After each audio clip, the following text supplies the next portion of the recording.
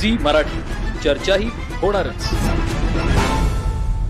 नमस्कार, मी विनोद शिंगे. आज आपण आलोय खोची इथं जनस्वराज पक्षाचे सर्व जिल्हा परिषदचे उमेदवार, पंचायत उमेदवारांचा प्रचाराचा शुभारंभ आज जनस्वराज पक्षाचे नेते आमदार विनयरावजी कोरे, आमदार अशोकरावजी माने बापू यांच्या उपस्थितीत होणार आहे.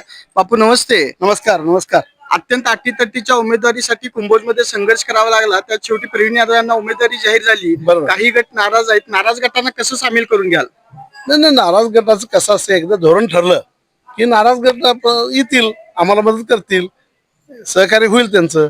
शेवटी काय विकासाची कामं करायची आहेत. तुमच्या निवडणुकीत कट्टर समर्थक असणारे अरुण पाटील यांना उमेदवारी मागण्यात आली पण दिली नाही. आज त्यांनी वेगळी भूमिका मांडल्या. त्यांच्या संदर्भात आपण काय सांगाल? आणि कसं आहे, अजून 27 तारीख संपायची आहे. अर्ज माघार घ्यायची मुदत 27 तारखेपर्यंत आहे. अरुण पाटील आमचे नेते आहेत, त्यांनी या भागाचा विकास केला. जनस्वराज शक्ती पक्षाचे ते फार मोठे नेते आहेत. विचारांते आपण काय त्याचा निर्णय घेता येईल ते आमचे नेते विनयरावजी कोरे सावकर साहेब, अरुण दादा हे सगळे बसून त्याच्याबद्दलचा निर्णय घेणार आहेत. कुंभोज, भादोले, घुंकी मतदारांना आपण काय संदेश द्याल?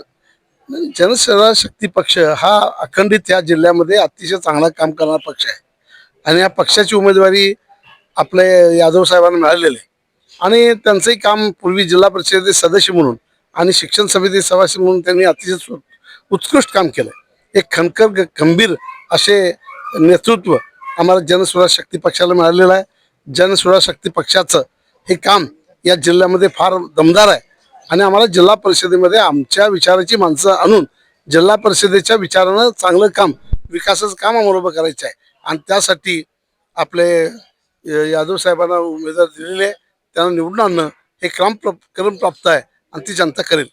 आपले कट्टर समर्थक समजले जाणारे सुहास राजमाने आज बीजेपीतनं रोहित तिथे निवडणूक लढवत आहेत. त्या संदर्भात आपण काय सांगाल? काही नाही, ते शुभेच्छा आहेत. थँक्यू.